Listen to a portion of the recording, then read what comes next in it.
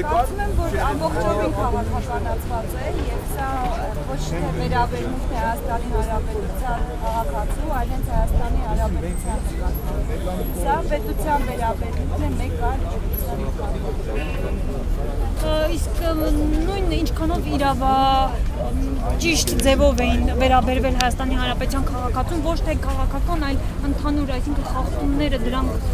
ինչով էր պայմանավորվում։ Իհարկե առաջին հերթին կարևոր է այստեղ մարդու իրավունքներն են, իսկ քաղաքական կոնտեքստ պետք է կարևոր չի, ինչքան այն, որ մարդը պարզապես մարդը ստորացնում է անկախ նրանից նա ինչ ազգության է, կարող է լինել տաջիկ, կարող է լինել ուզբեկ, կարող է լինել նաև ռուս, բայց հատկապես կարևորվում է, քանի որ մտնում է շովինիզմի կոնտեքստը Ռուսաստանում ամեն օր արժող նացիոնալիզմի,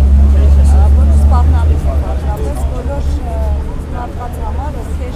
գնում են աշխատանքի, գնում են իրենց բարեկամների մոտ հյուր, մեր բազմաթիվ հայրենակիցներում են Ռուսաստանում եւ բոլորս էլ կապված են փոփոխություններով